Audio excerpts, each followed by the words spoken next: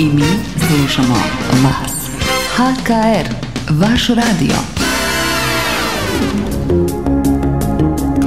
Dragi naši slušatelji, točno je 14 sati, kao što i najavih, stigli su naši dragi gosti. Plesna skupina Irish Maiden, točnije dvoje članova, Ivančica Bunčić i Ivan Jurinić, pa ću ja onda od srca ih odmah pozdraviti. Dobar dan, dobrodošli. Dobar dan. Još bolje vas našli. Inače, za one koji ne znaju, a mislim da je takvih malo, Irish Maiden je prva škola tradicionalnog irskog plesa u Hrvatskoj pod umjetničkim vodstvom Paula O'Gradyja. Ja se nadam da sam ispravno izgovorila njegovo prezime, s obzirom da Irci imaju malo onako specifičan naglasak. 10 godina je tu, odnosno negdje tamo pred zimu, ako se ja ne varam. Tako je. Ćete proslaviti ovu lijepu obljetnicu, 10 godina, prekrasno.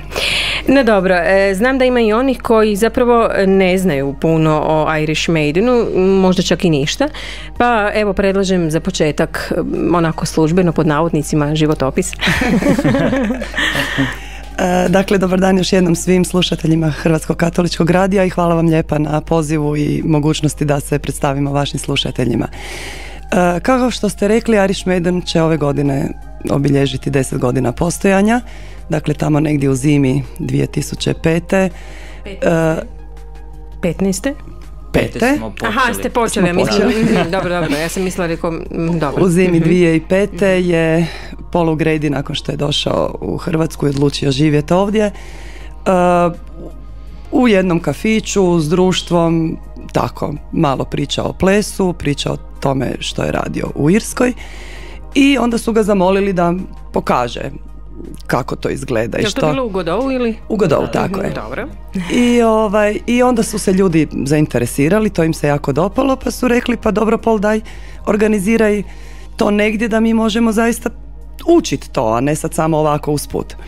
I tako je onda Paul našao prostor i osnovao, počeo raditi tečajeve irskog plesa, što je zapravo iznenađujuće brzo jako dobro odjeknulo u Zagrebu i jako puno mladih je krenulo.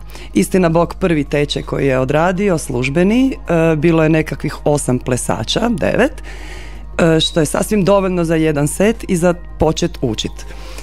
Nakon toga je krenulo na način da se jako puno mladih priključilo i evo u ovih 10 godina skoro, više od 530 ljudi je prošlo kroz Irish Maiden i naučilo što osnove, što malo više od samih osnova tog tradicionalnog irskog set dancinga.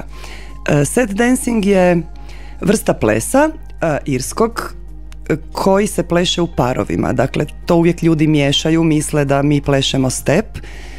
Mi plešemo tradicionalne pubovske plesove. Zapravo to je više onaj pravi folklor.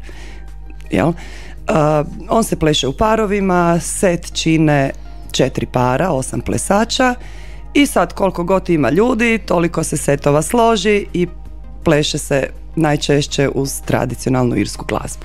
Sad ovako, ako smijem prekinuti Ivančice, da možda malo probamo vizualizirati, radio smo, pa onda je li to možda nešto nalik onome što su mogli slušatelji koji su gledali recimo Titanic, pa kad se onako dolje u potpalublju plesalo u dvoje, je li to to? To je taj ples. Sad mi se to nekako u sjećanje vratilo, pa čisto jednostavnije tako da ljudi mogu dobiti dojam. Zapravo muzika koja se svira u Titanicu i na kojoj oni plešu Hills of Connemara, to je inače jedan osnovni ples koji smo do sada plesali sa početnicima. Znači Connemara je set koji plešemo na početku sa svima. I preko toga nauče osnove, zapravo figure neke koje se koriste u plesu, swing, crossover, advanced retire, kako se drži, drugi partner i tako. Mislim, dosta se može naučiti samo u 3 mjeseca u jednom tom setu, ali učimo i dalje.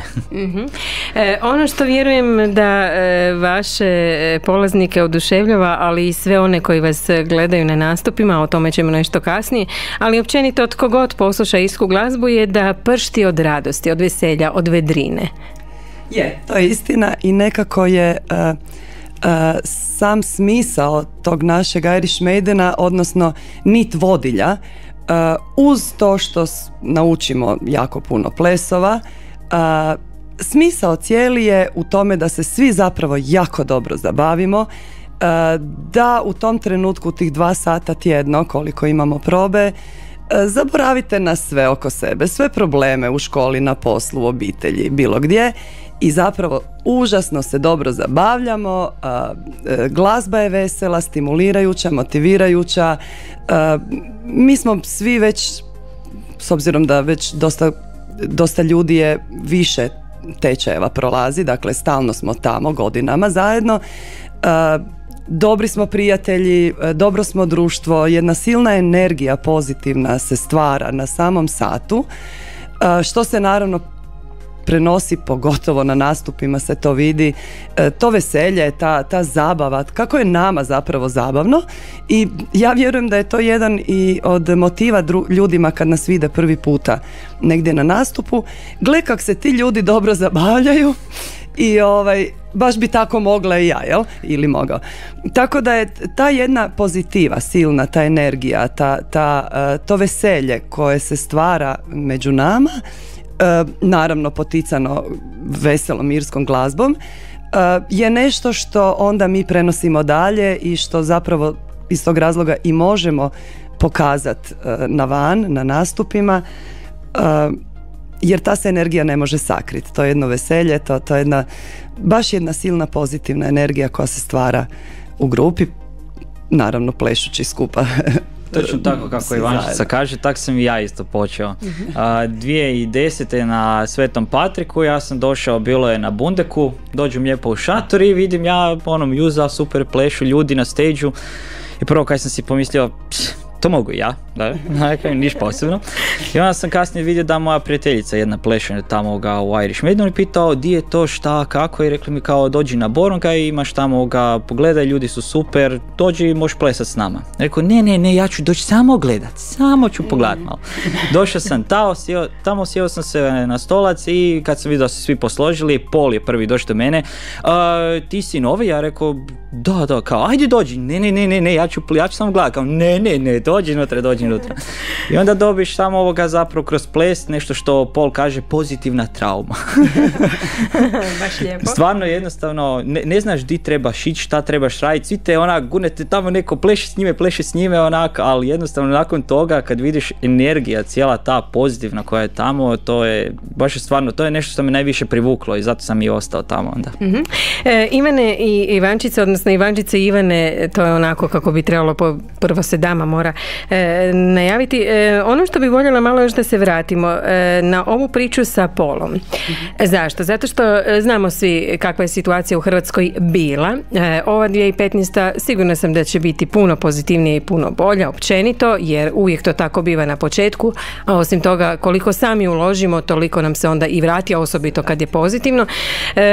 Zanimljiva mi je ona priča. Paul je došao, ako se ja ne varam, u Osijek. Došao je bez zaposlenja. Uh-huh. Dakle, voljela bih da naglasimo kako zapravo čovjek, bez obzira što nema apsolutno nikakvu sigurnost, niti materijalnu, niti stambenu, niti ništa drugo, nije imao tada još ni suprugu, koju usput pozdravljamo, i imaju kćer ili sina imaju, Lijama, sad čekaju još jednog. U slatkom su iščekivanju. Yeah. Pozdravljamo ih. Dakle, voljela bi da ukratko samo i to još u ovom prvom dijelu razgovora, da malo potaknemo ljude da doista ne treba imati u startu sve pozitivno, idealno, nego dapače krenuti od samoga dna. To se stvara, tako je. Paul je imao prvi susret sa Hrvatskom još dok je bio student. Došao je na studentsku razmjenu u Osijek. To je još bilo ono nekako čudno vrijeme nakon rata. Svi su se naravno jako čudili šta će on tu, di je ta Hrvatska, ovi Irci kao kud ćeš baš tamo, jel? Međutim, to je njemu bilo jako zanimljivo. On je došao ovdje i zapravo mu se strašno dopalo, oduševio ga je način života kao u Hrvatskoj. Ta nekakva prisnost među ljudima, ipak pogotovo Slavonci, jel? Široke duše, srca, pozitiva koja je njega se prva dojmila. I njemu se to jako dopalo. Kaže da je kvaliteta života puno bolja nego tada što je bila u Irskoj. Tamo su svi samo trčali za novcima, radi. A ovo druženje koje mi imamo, nekako se to nama način kako mi funkcioniramo, svi radimo, ali se i volimo družiti, volimo provoditi slobodno vrijeme zajedno, to se njemu jako dopalo i on se vratio u Dublin, završio je fakultet, magistrirao je arhitekturu i tada je nešto radio, ne znam sad točno, mislim da u nekakvom arhitektonskom uredu radio i onda je odlučio da on to više tako ne želi i ide se on vratiti u tu Hrvatsku gdje je njemu bilo tako lijepo. Upoznaje dosta ljudi, svi su mu se jako dopali na prvu i došao je ovdje navodno s ruksakom, bez posla, bez znanja jezika, bez smještaja, na blef. I vrlo brzo se uklopio, vrlo brzo se sprijateljio i ostao je ovdje, počeo je raditi i tako je krenulo i sa Irish Maidenom. I uz to je predavao engleski, radio je na Hrvatskom radiju i tako snalazio se. I sad bi ja rekla tko riskira definitivno profitira i tu ćemo malo stati jer ćemo glazbeno predahnuti, a vas dvoje ćete najaviti što ćemo slušati? Pa slušat ćemo jednu pjesmu na koju se inače zagrijavamo od seta Balivorni Jig. Inače i na kraju to imamo od 7 do 10, inače traje cijeli taj tečaj, a od 9 do 10 su naši advanceri koji na kraju koji stvarno imaju energije i želje, onda oni plešu na ovu pjesmu jedan set taj. Pa evo.